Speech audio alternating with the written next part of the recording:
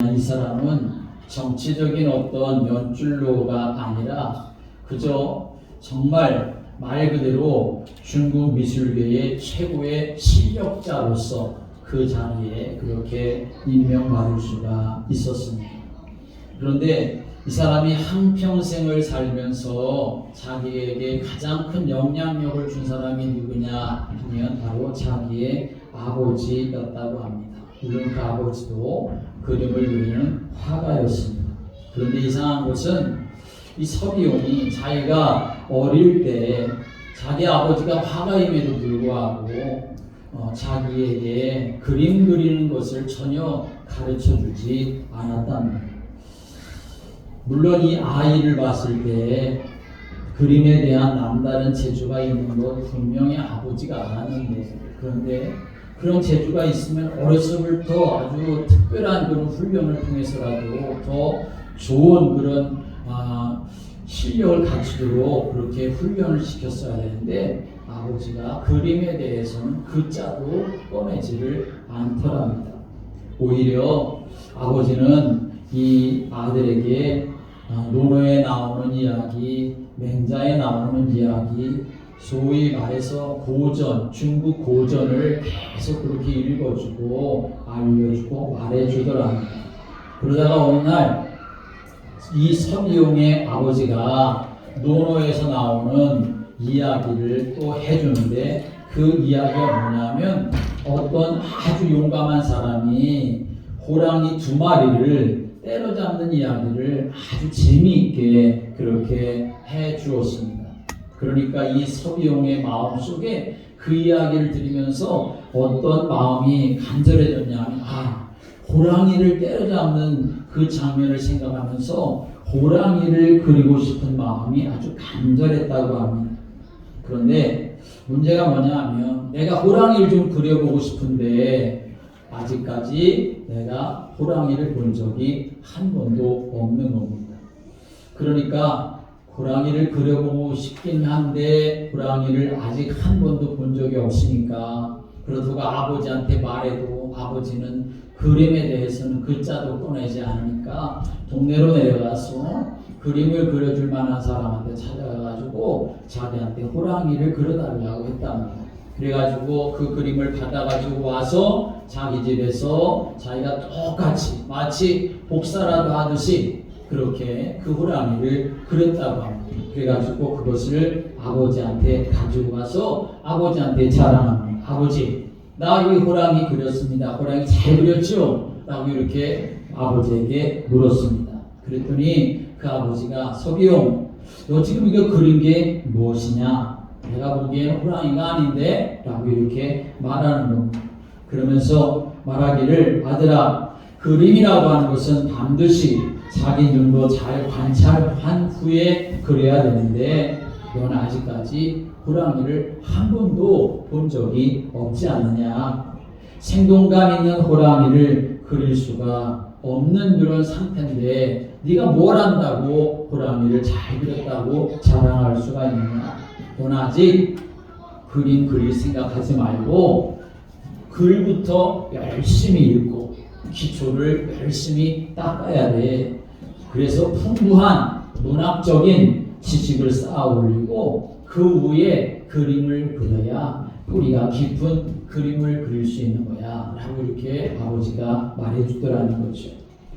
그래서 우리는 들어는 봤지만 읽어보지 못했었던 소위 중국의 사서상경, 논어맹자, 중용, 대학 같은 그 시경, 서경, 주역 같은 그런 책들을 이 서비용이 열심히 정독해서 읽도록 아버지가 교육을 해주고, 그리고 점점 커가면서 아버지가 중국에 이런저런 여러 좋은 풍광이 있는 산천을 데리고 다니면서 정말 자연의 아름다움을 느끼게 해주고 자연을 사랑하는 마음을 갖도록 아들에게 심어 주었다는 것이죠.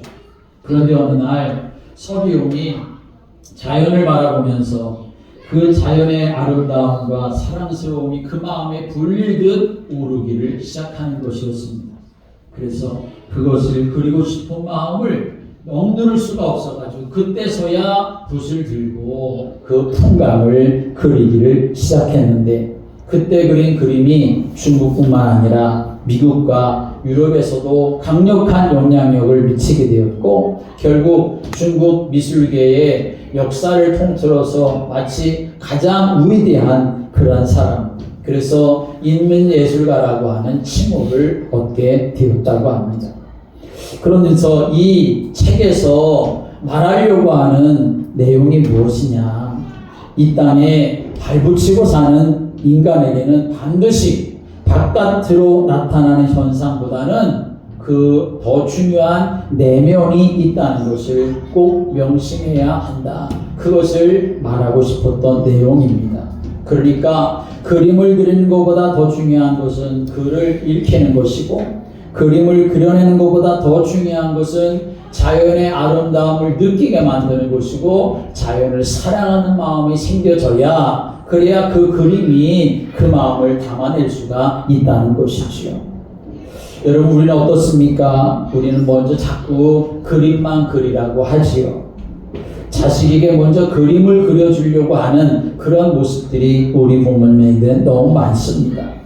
마치 서비용이 6살 때 영혼 없는 호랑이 그림을 그린 것처럼 그렇게 만들 때가 많이 있다는 거죠. 공부도 그저 대학 가기 위해서, 스펙을 쌓기 위해서, 또 좋은 직장에 취직하기 위해서 그렇게 공부를 하니까 결국은 학교에서 배운 공부들이 자신의 실생활에 별로 그렇게 소용이 없지 않습니까? 신앙생활은 또 어떻습니까? 지금까지 말씀드린 맥락에서 크게 벗어나지를 않습니다.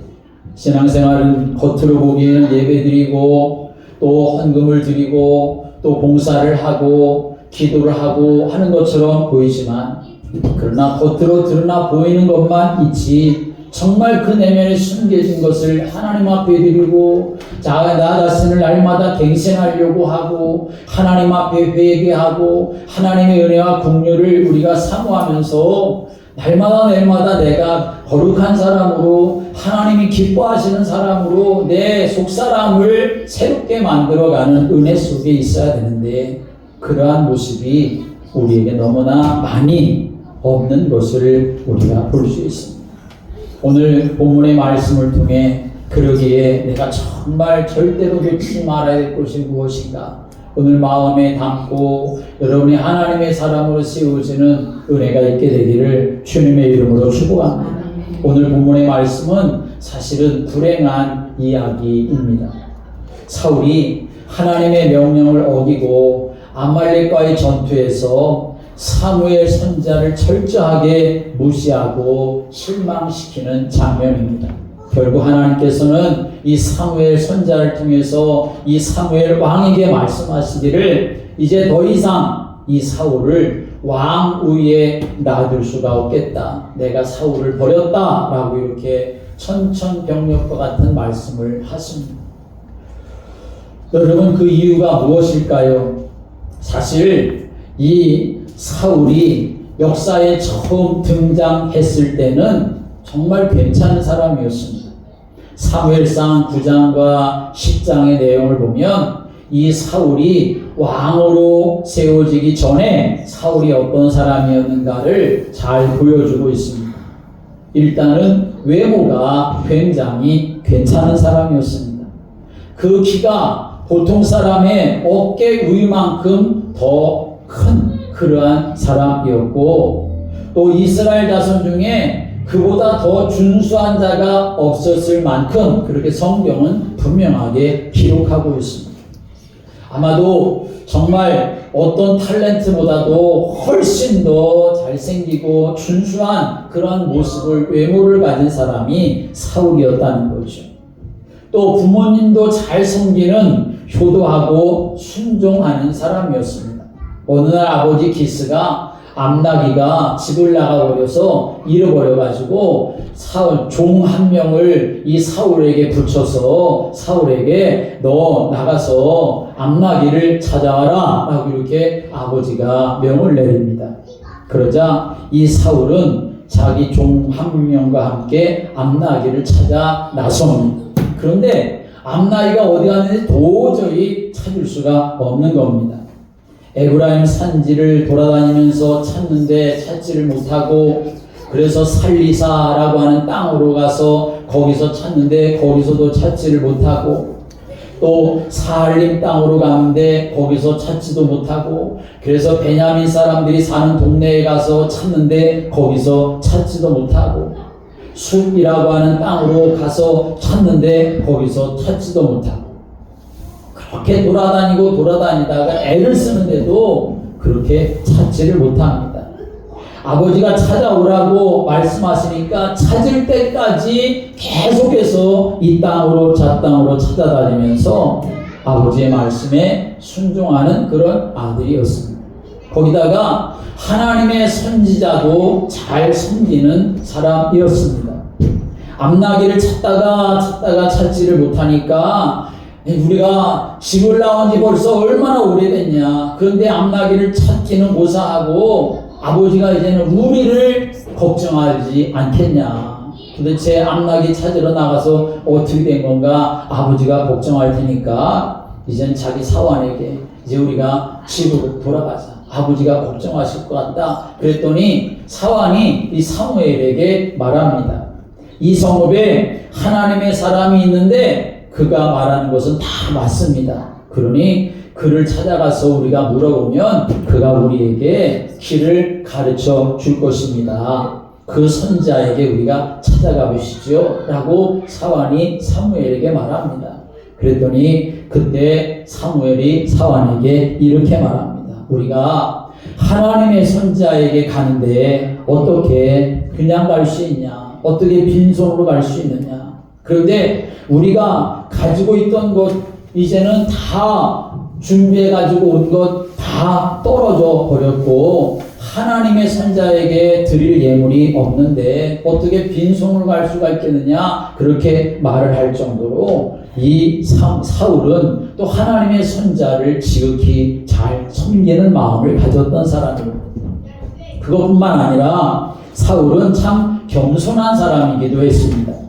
사무엘 선자를 통해서 하나님이 너를 이스라엘의 왕으로 그렇게 선택하셨다라고 이렇게 메시지를 처음에 듣게 되었을 때에 이 사울은 뭐라고 말하냐 하면 나는 이스라엘 지파 중에 가장 작은 지파에 속한 사람 아닙니까? 또는 또 나는 그 이스라엘 지파의 가장 작은 베냐민 지파 중에서도 가장 작은 그러한 가족 중에 가장 미약한 사람이 아닙니까? 그런데 어떻게 내가 이스라엘의 왕이 될 수가 있습니까? 라고 하나님 앞에서 그 선자에게 자기의 겸손함을 그렇게 말했던 사람이기도 했습니다.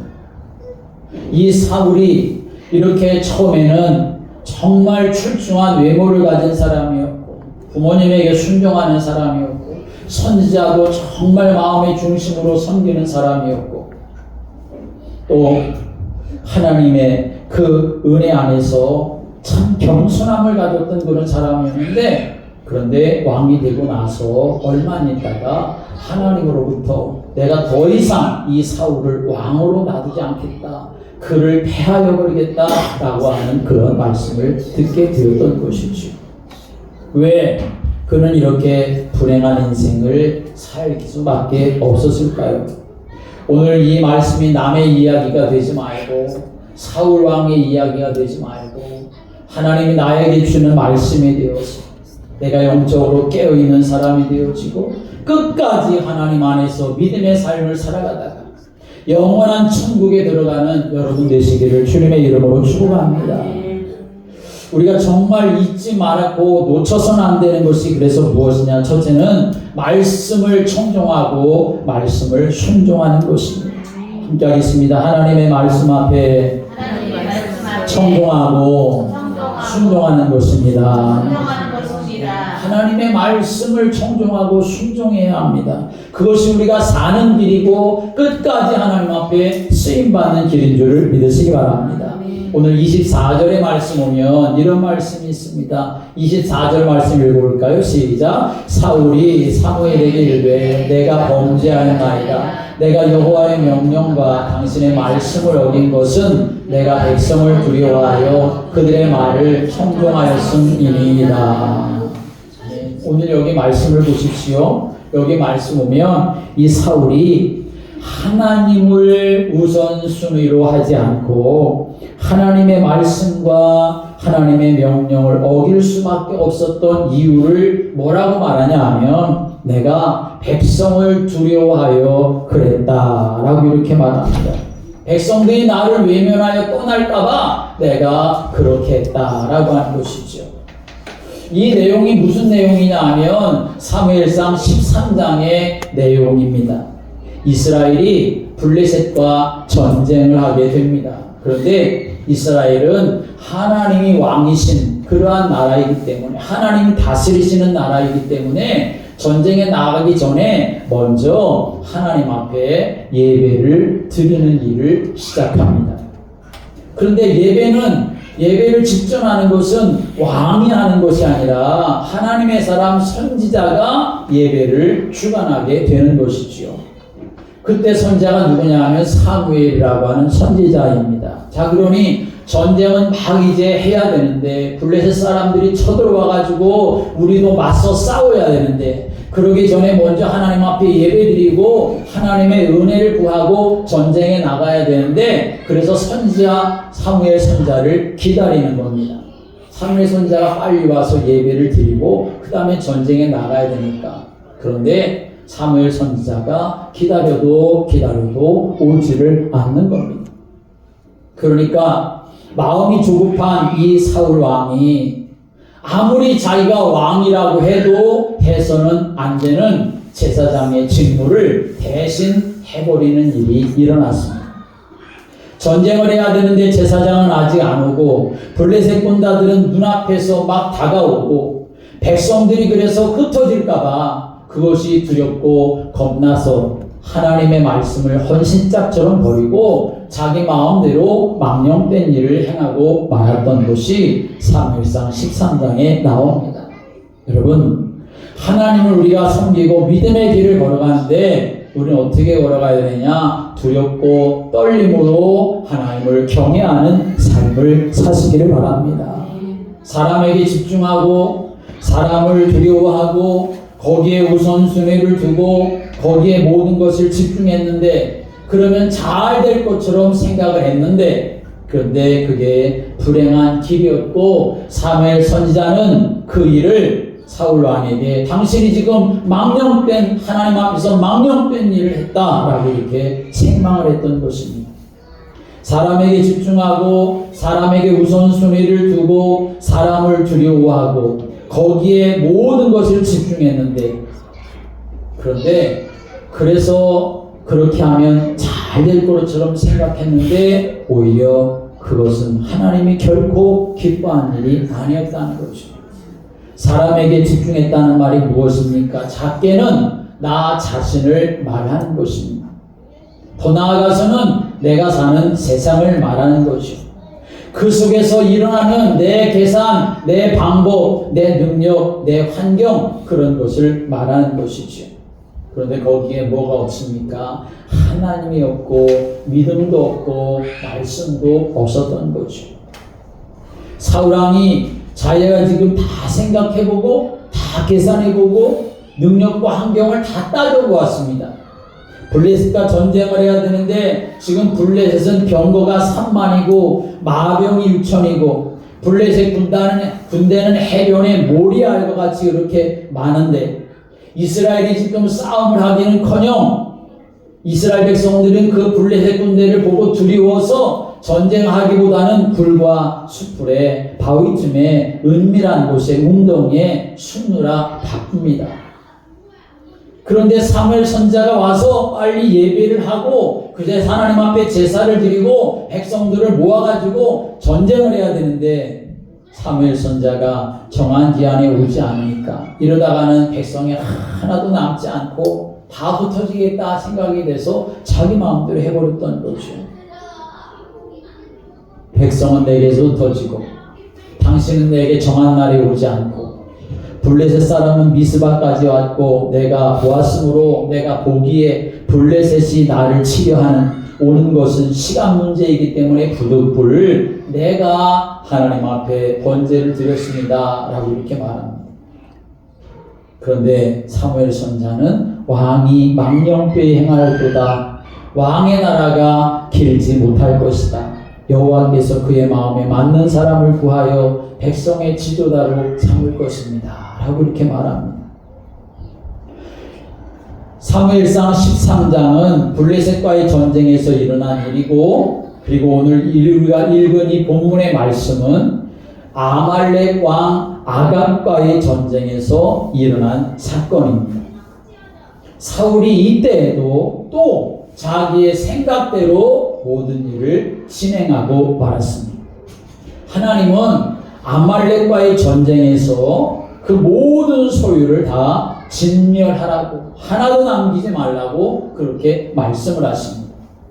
그런데 사울 왕은 어떻게 했냐면 아말렉 왕 아각을 진멸하고 죽이지 아니하고 오히려 포로로 끌고 왔습니다.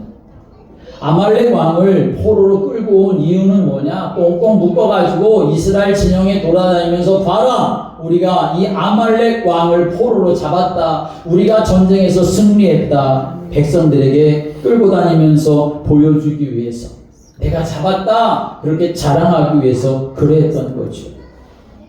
하나님은 아말렉의 모든 짐승들조차도 다 진멸하라고 하나님 말씀하셨는데 사울왕은 또 그렇게 하지 않았습니다.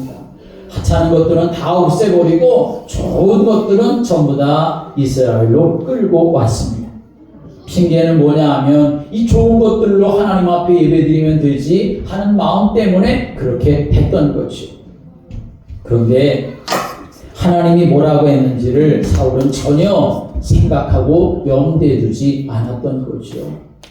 하나님은 분명히 진멸시키라고 하셨는데 하나님의 말씀은 다 제쳐놓고 자기의 생각대로 자기의 뜻과 방법대로 행하는 모습이 바로 사울 왕의 모습이었습니다. 여러분 아시지요? 아담과 하와가 왜 실패했는지, 왜 에덴 동산에서 쫓겨났는지, 저주와 재앙 가운데 빠지고 왜 사단에게 종노릇하고 지옥의 권세 아래 놓이게 되고 그것이 우리에게까지 이렇게 오게 되었는지, 선악과 까먹기 때문인 것이 맞지. 그런데 그 행위 이전에 무엇이 떠났느냐? 마음이 하나님에게서 떠났던 것이죠. 하나님 분명히 말씀하셨는데 그 말씀이 그들의 마음속에서 떠났던 것입니다. 아무리 6살 아이 서비용이 호랑이를 똑같이 복사하는 것 같은 능력을 가지고 그렸다 할지라도 아버지는 뭐라고 말하냐면 너 그거 그린 게 뭐냐? 이게 무슨 호랑이냐? 라고 이렇게 말했던 것은 영혼이 담겨져 있는 것이 아니었기 때문에 그랬던 것입니다. 호랑이 앞에 서서 호랑이의 그 무서운 눈매도 바라보고 호랑이의 그 두려움도 느껴보고 호랑이의 그 아주 엄청난 그런 체구도 바라보고 놀라면서 그것이 자기의 몸과 마음으로 체득되어져 가지고 그것이 그려내져야 그게 참된 호랑이 그림이 되는 것인데, 그런데 호랑이는 하나도 보지 못하고 호랑이를 그리고 말았기 때문에 아버지는 그렇게 말했던 것입니다. 여러분, 우리가 믿음의 삶을 살아가는 데 있어서도 마찬가지입니다. 우리가 신앙생활을 하는데 그저 하나님 앞에 내가 하나님을 믿습니다 라고 말하는 게 아니라 하나님이 내게 오셔서 나와 함께 하신 것을 체득하고 체험하는 사람이 되어야 하는 것이죠. 그러려면 우리가 그저 1시간 예배 참석하고 가는 것으로 끝난다면 우리는 절대로 그런 신앙생활이 될 수 없습니다. 우리의 삶 속에서 하나님의 나에게 뭐라고 말씀하셨나? 하나님 뭐라고 지금 나에게 말씀하실까? 그걸 내가 마음에 담고 그 말씀을 가지고 삶을 살아가는 사람이 되어줘야 그 사람이 하나님의 은혜 안에 살아갈 수 있는 사람이 되는 것입니다. 아무리 왕이라 할지라도, 아무리 군대가 있다 할지라도, 아무리 하나님의 말씀이 자기에게 사무엘 선지자를 통해서 들려졌다 하더라도 그건 다 무시하고 자기 생각대로 해다가 결국은 망하는 인생이 되고 말았던 것이죠. 하박국 2장 4절의 말씀 오면 보라 그의 마음은 교만하며 그 속에 정직하지 못하나 의인은 그의 믿음으로 말미암아 살리라 라고 말씀했습니다. 오직 의인은 믿음으로 사는 것입니다. 어떤 믿음입니까? 하나님의 말씀을 믿는 믿음으로 우리가 사는 것입니다. 자기의 계산으로 사는 게 아니고 자기 방법이나 자기의 고집으로 사는 것이 아니고 하나님의 말씀으로 사는 인생이 되어야 하나님의 은혜 안에서 하나님 주시는 복을 누리며 살아가고 승리의 삶을 살아가게 되는 줄을 믿으시기 바랍니다. 사람은 누구나 다 헤아릴 줄 알고 사람은 누구나 다 계산할 줄 압니다. 그런데 아무리 잘 헤아리고 계산에 밝다 하더라도 그러나 그 사람이 하나님 없는 인생이 된다면 그 헤아림과 그리고 그 계산하는 것은 살리는 것이 되지를 못한다는 것입니다. 마태복음 7장의 말씀 예수님이 이렇게 말씀하십니다. 너희가 비판하는 그 비판으로 너희가 비판을 받을 것이요 너희가 헤아리는 그 헤아림으로 너희가 헤아림을 받을 것이다. 누가복음 6장 38절의 말씀 오면 주라 그리하면 너희에게 줄 것이니 곧 후이되어 누르고 흔들어 넘치도록 하여 너희에게 안겨주리라. 너희가 헤아리는 그 헤아림으로 너희도 헤아림을 도로 받을 것이다. 그렇게 말씀했습니다. 하나님이 없는 헤아림, 하나님이 없는 계산, 그것은 살리는 것이 되지를 못합니다. 여러분은 주고 나누는 지혜로운 헤아림과 그리고 그 살리고 나누는 하나님 주시는 그 지혜로운 계산이 여러분에 있게 되기를 주님의 이름으로 축복합니다. 그래서 하나님께 영광 돌리고 사람을 살리는 그런 믿음의 사람으로 우리가 살아가야 합니다. 그러려면 우리에게 꼭 필요한 것이 있습니다. 절대로 놓치지 말아야 될 것이 있습니다. 22절의 말씀에 그 말씀이 담겨져 있습니다. 22절 말씀 같이 읽겠습니다. 시작. 사무엘이 이르되 여호와께서 번제와 다른 제사를 그의 목소리를 청종하는 것을 좋아하신보다 같이 좋아하시겠나이까. 순종이 제사보다 낫고 듣는 것이 순양의 기름보다 나으니. 아멘. 오늘 여기 말씀 오면 청종이라는 말과 순종이라는 말이 나옵니다. 이 말은 모두 히브리어로 쉐마라는 말입니다. 이 쉐마라고 하는 말은 순종하다, 듣다, 복종하다 라고 하는 뜻을 가지고 있습니다. 아무리 하나님 앞에 많은 그런 번제물을 가지고 번제를 드리고 제사를 드린다 하더라도 하나님의 목소리에 청종하는 것이 훨씬 그것과 비교할 수 없을 만큼 귀하고 중요하다는 것을 말씀하는 것이죠. 여러분, 하나님의 말씀을 사모하고 하나님의 말씀이 여러분의 귀에 들려지는 그런 복된 성들 되시기를 주님의 이름으로 축복합니다. 예수님이 그리스도로 이 땅에 오셨는데 그래서 정말 십자가에 달려 죽으시고 부활하심으로 그리스도가 되셨는데 그렇게 되신 이유는 어디에 있습니까? 예수님이 능력이 많으시고 예수님이 하나님의 아들이시고 예수님이 기적을 행하셨기 때문에 그러신 것입니까? 아닙니다. 예수님에게 무엇이 있었느냐? 바로 하나님 아버지에게 순종하는 마음이 있었기 때문에 그랬던 것입니다. 자기를 십자가에 못 박아 드리는 순종이 있으셨기 때문에 우리를 살리는 분이 되신 것입니다. 그래서 신앙생활은 내 뜻대로 하는 것이 아닙니다. 아버지의 원대로 하옵소서. 예수님이 기도하셨던 것처럼 그렇게 하는 것입니다. 또 절대로 우리가 놓치지 말아야 될 것, 그것은 뭐냐 하면 우리의 마음 진심을 담아야 한다는 것입니다. 함께 하겠습니다. 마음을 담아야 합니다. 네, 마음을 담고 진심을 담아야 합니다. 오늘 24절에 다시 한번 또 읽어보겠습니다. 시작. 사울이 사무엘에게 이르되 내가 범죄하였나이다. 내가 여호와의 명령과 당신의 말씀을 어긴 것은 내가 백성을 두려워하여 그들의 말을 청종하였음이니이다. 여기 말씀 오면 이제 사무엘 선지자가 사울 왕을 책망하니까 사울 왕이 고백을 하는 거죠. 자기가 잘못했다고 시인을 하고 있습니다. 내가 하나님 앞에 범죄했습니다. 백성들을 두려워했고 백성들의 말을 오히려 내가 더 들었습니다. 그런데 하나님이 그 고백을 받지 않으셨습니다. 여러분들 근데 또 한 사람을 한번 생각해 보세요. 어떤 사람이 있냐 하면 이 사울 왕의 뒤를 이은 다윗 왕이라고 하는 사람입니다.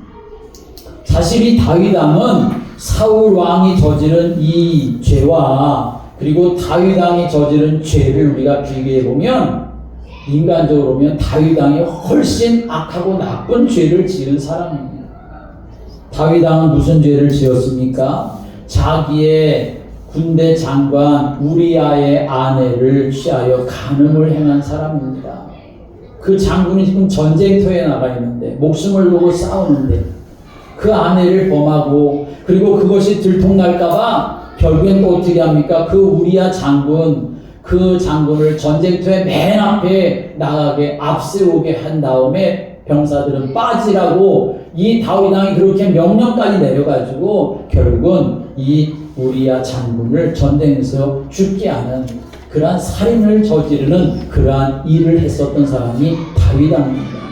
그런데 나중에 나단 선지자가 다윗 왕을 찾아와가지고 다윗 왕에 대해서 그것을 아주 심하게 책망하니까 다윗 왕도 그때 하나님 앞에 내가 잘못했다고 내가 범죄했다고 그렇게 하나님 앞에 자복하고 회개합니다.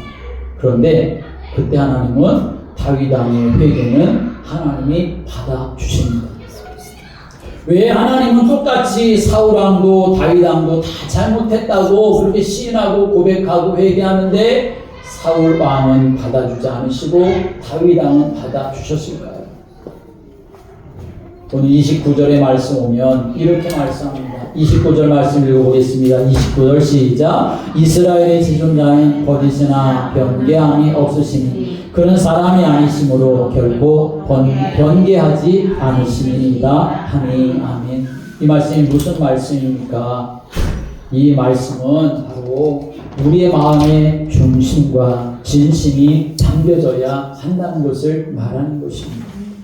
사무엘상 16장 17절의 말씀은 사람은 외모를 보거니와 나 여호와는 중심을 보느니라 라고 말합니다.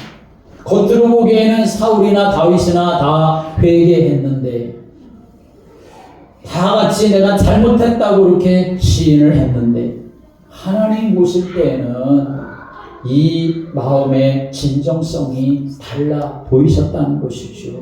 마음을 담는 것이 중요한 것입니다. 초대교회가 부흥케 되어지고 믿음의 좋은 중직자들이 이렇게 세워지는데 사람들이 서로 자기에게 있는 것을 다 팔아가지고 그 교회 공동체 안에 힘든 사람, 어려운 사람, 가난한 사람들 다 이렇게 열심히 도와주는 일을 하게 되어집니다. 그래야 얼마나 그런 사람들이 또 존경받는 그런 사람들이 되었겠습니까? 그런데 거기에 아나니아와 삽비라라고 하는 부부가 같이 있었습니다. 아나니아와 삽비라도 어떻게 했습니까? 자기들의 밭을 팔아가지고 그렇게 사도들의 발 앞에 갖다 두고 이것을 정말 주의 나라와 복음을 위해서 잘 쓰기를 바라는 마음을 가지고 갖다 드렸는데 그런데 사실은 전부가 아닌 일부는 자기들이 감추어버리고 그리고 그 나머지를 사도들의 발 앞에 갖다 헌신한다고 드렸습니다. 마음의 중심이 다 담겨져 있었지 않았던 것이죠. 그런데 그것을 하나님께서는 아시고 결국에는 어떻게 하십니까? 아나니아와 삽비라가 그 즉시로 죽음을 당하게 되는 역사가 사도행전에 증거되고 있습니다. 오늘 여러분, 우리가 신앙생활하면서 우리의 마음을 담아서 하나님을 예배해야 됩니다. 우리가 찬송할 때도 우리의 마음을 담아서 하나님 앞에 찬송해야 되고 기도할 때도 우리가 하나님 앞에 마음을 담아서 기도해야 되고 뿐만 아니라 회개할 때도 정말 하나님 앞에 우리의 마음을 담아서 회개하고 은혜를 구하는 믿음의 성도가 되어야 합니다. 그것이 바로 우리의 영혼을 하나님 앞에 담아 드리는 것이 되는 것이고 그런 사람이 하나님이 기뻐하는 사람으로 다윗과 같이 은혜를 받는 사람으로 세워지게 되는 줄을 믿으시기 바랍니다. 또 우리가 절대 놓치지 말아야 될 것 세 번째는 예수 그리스도를 놓치지 말아야 합니다. 함께 하겠습니다. 예수 그리스도를 우리가 항상 놓치지 말아야 합니다. 우리의 마음의 진정성이 중요하고 하나님의 말씀을 청종하고 순종하는 것이 너무나 중요하죠. 내 입술의 모든 말과 마음의 묵상이 하나님 앞에 다 드려지는 그러한 믿음의 삶을 살아가려면 여러분의 마음과 생각을 누가 지키셔야 한다고 생각하십니까? 그것은 바로 우리의 그리스도가 되시는 예수님이 우리의 마음과 생각을 지켜주시고 우리 안에 충만케 되어져야 내가 그런 은혜의 삶을 살아갈 수가 있는 것입니다. 예수님이 복음 전하실 때 많은 사람들이 예수님을 찾아왔습니다. 그 찾아온 이유가 무엇입니까? 많은 사람들이 예수님이 행하시는 기적을 보았기 때문에 예수님을 찾아온 것입니다. 그런데 사실은 그 기적이 중요한 게 아니라 그 기적을 베푸시는 분 예수님이 중요한 것이죠. 그런데 결국 기적 때문에 예수님을 찾아온 사람들은 다 떠나고 말았습니다. 똥 문제 해결되니까 떠나고 육신의 질병 문제 해결되니까 떠나고 오히려 그 은혜를 받았음에도 불구하고 대제사장의 사주를 받아가지고 예수를 못 박아 죽이라고 그렇게 외치는 사람들이 되고 말았습니다. 그런데 기적 때문이 아니라 그 기적을 베푸시는 예수님이 나의 주가 되시고 나를 구원하시는 분이 된다고 하는 이 믿음을 가지고 온 사람들은 사마리아 여인처럼 개처럼 그렇게 푸대접을 받아도 그래도 나는 예수님밖에 없습니다 라고 하는 믿음을 가지고 주님 붙잡는 사람이 될 수가 있었던 것입니다. 사랑하는 여러분, 오늘 우리에게도 이런 믿음이 있어야 할 줄로 믿습니다. 예수님이 누구시기 때문에 그렇습니까? 예수님을 왜 우리가 믿어야 합니까? 요한복음 1장 17절의 말씀이면 은혜와 진리는 예수 그리스도로 말미암아 온 것이다 이렇게 말씀합니다. 은혜와 진리, 그분은 바로 예수 그리스도 한 분이기 때문에 그렇습니다. 로마서 1장 8절의 말씀 오면 내가 예수 그리스도로 말미암아 너희 모든 사람에 관하여 내 하나님께 감사함을 이렇게 말합니다. 감사함도 내가 무엇인가 잘되고 무엇인가 풍성하고 했기 때문이 아니라 그리스도 예수 때문에 감사하는 이 믿음이 있어야 하는 것이죠. 로마서 5장 1절의 말씀 오면 그러므로 우리가 믿음으로 의롭다 하심을 받았으니 우리 주 예수 그리스도로 말미암아 하나님과 화평을 누리자 그렇게 말합니다. 화평도 예수 그리스도로 인하여 오는 것입니다. 11절의 말씀 오면 그뿐 아니라 이제 우리로 화목하게 하신 우리 주 예수 그리스도로 말미암아 하나님 안에서 또한 즐거워하노니 아랍니다. 즐거움도 예수 그리스도로 오는 것입니다. 5장 21절의 말씀은 이는 죄가 사망 안에서 왕노릇한 것 같이 은혜도 또한 이로 말미암아 왕노릇하여 우리 주 예수 그리스도로 말미암아 영생에 이르게 하려 합니다. 이렇게 증거합니다. 예수 그리스도로 말미암아 영생이 오기 때문에 그렇습니다. 로마서 16장 27절의 말씀은 지혜로우신 하나님 예수 그리스도로 말미암아 영광이 세세 무궁하도록 있을지어다 라고 증거합니다. 그 모든 영광도 세상의 것으로 얻어지는 것이 아니라 예수 그리스도로 말미암아 얻어진다는 말씀이죠. 고린도전서 15장 57절의 말씀은 우리 주 예수 그리스도로 말미암아 우리에게 승리를 주신 하나님께 감사하노니 그렇게 증거합니다. 여호와 니시 그 승리는 예수 그리스도로 말미암아 주어지는 것이 모든 사단의 권세를 이길 수 있는 승리도 예수 그리스도로 말미암아 주어지는 것입니다. 고린도후서 1장 5절의 말씀 오면 그리스도의 고난이 우리에게 넘친 것 같이 우리가 받는 위로도 그리스도로 말미암아 넘치는도다 그렇게 증거합니다. 우리가 얻을 위로는 예수 그리스도로 인하여 얻어지는 것입니다. 고린도후서 5장 18절의 말씀 오면 모든 것이 하나님께로 났으며 그가 그리스도로 말미암아 우리를 자기와 화목하게 하시고 또 우리에게 화목하게 하는 직분을 주셨으니 라고 증거합니다. 참된 화목, 하나님과 나의 화목, 사람과 사람의 화목, 그것은 예수 그리스도로 말미암아 주어지는 것입니다.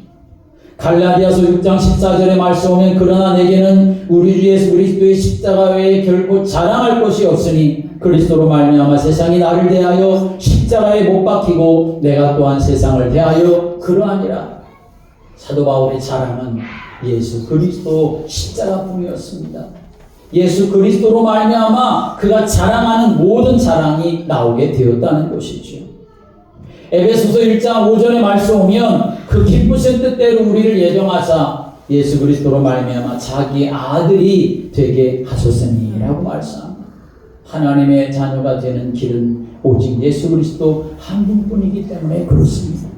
오늘 여러분 믿음의 삶을 살아가는 우리들 어떤 사람들이 되어야 합니까? 예수 그리스도께 집중하는 사람이 되어야 합니다. 예수 그리스도께 내 모든 것을 맡기고 그 은혜를 구하며 믿음의 길을 걸어가는 성도가 될 때에 길 대신 생명이 되신 그리고 진리가 되신 예수 그리스도 우리 가운데 오셔서 역사하시며 인도하실 줄을 믿습니다. 절대로 놓치지 말아야 될 것이 무엇인가? 하나님의 말씀 앞에 나를 세우는 사람이 되어야 하는 것입니다. 나의 마음의 진정함을 주님 앞에 드리는 자가 되어야 합니다. 나를 구원하신 예수 그리스도 그분이 나의 삶의 오직이 되어지는 성도가 되어야 합니다. 그래서 하나님 베푸신 은혜를 끝까지 누려가는 복된 성도들 되시기를 주님의 이름으로 축복합니다. 기도드리겠습니다. 예수님 감사합니다. 우리를 구원하셔서